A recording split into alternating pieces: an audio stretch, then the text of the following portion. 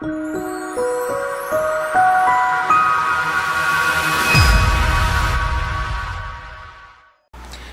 Fortin, un entrepreneur, est sur la recherche de nouvelles informations pour la collaboration du feu.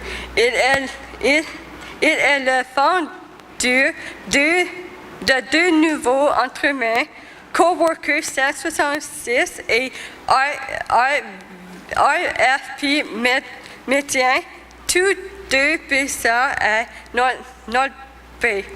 C'est vrai, besoin et le rein activité, Madame et Monsieur Richard Fortin.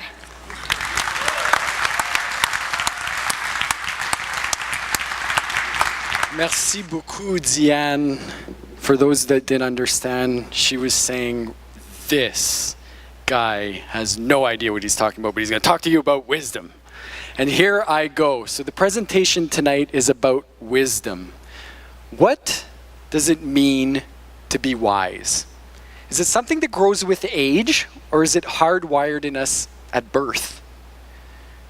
There's more than enough consistency across eras and societies to suggest that wisdom is not just a random label meaning different things to different people in different places. Rather, wisdom is its own recognizable quality. The source of inspiration for this talk, by the way, is an opinion piece section in the Globe and Mail called Received Wisdom by Jonathan Rock.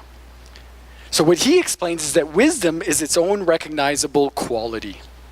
The concept of wisdom is universal, and so it has to be biologically based, presumably also evolutionary based.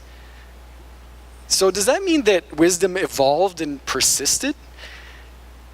Apparently, it's useful at any age, but in older age, it becomes especially important. Think about it. When you're younger, people are fertile. So even if they're not wise, they're okay in terms of evolutionary speaking. But older people need to find some other way to contribute to the survival of the species, and that is through the effect of wisdom. Wisdom is a package deal, but its magic lies in the integration of key traits so that they support and enrich each other. So wisdom is not intelligence or expertise.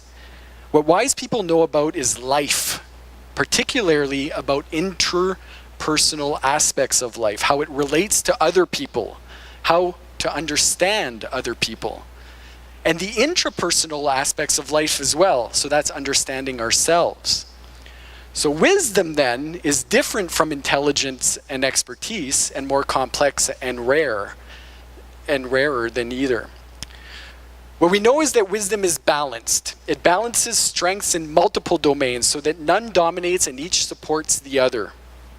Wisdom implies an ability to maintain emotional and intellectual equilibrium in uncertainty, ambiguous situation, and uncertain and ambiguous situations. If you're wise, you're able to keep your head.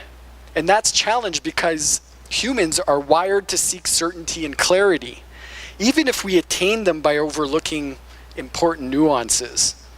So being able to exercise good judgment amid uncertainty and ambiguity is wisdom's core trait. So wisdom is combining competence in three areas: cognitive, that's relating to knowledge and intellect; affective, that's relating to compassion and emotion; and reflective, that's the ability to look at phenomena and events from different perspectives, also the ability to look at yourself from an outside perspective. And by doing this, people get a broader understanding of the world, but also a broader understanding of themselves, and that reduces ego-centeredness. It also helps develop greater sympathy and compassion for other people. So wisdom is active. Behavior or action is essential part of wisdom. An individual may think wisely, but unless we act wisely, we do not truly embody wisdom, because wisdom requires us to act. It has the further quality of acting upon us. So wisdom is realized knowledge. It transforms the individual. Intellectual knowledge does not necessarily. You just know more. So, wisdom is good for us collectively. The single most distinctive and important trait of wisdom, from both ancient and modern literature, is the promotion of common good and rising above self-interest. Wise reasoning helps people put themselves in others' shoes. It focuses not on abstract intellectual inquiry, but on navigating the interpersonal conflict of social and other social problems. It is demonstrated in action, not merely in thought. So when good advice is taken, wisdom is contagious. Temperamentally, it leans towards equanimity and balance, traits essential to compromise and conflict resolution. Whereas ideology pushes us towards certainty, purity, adversarialism, wisdom prizes humility, multiplicity, and compromise. And I'd like to end, since it's political season, on this note. Willingness to compromise involves great courage. And the wise, practical politician brings adjustments to the exact science of government, to the inexact science of government. He is less than certain. If he is less than certain, it is because he knows that certitude is not always the test of certainty. If he is less than perfect, it is because he is dealing with less than perfect men, a bundle of characteristics that we cannot manage without if we hope to shape a diverse, divided country.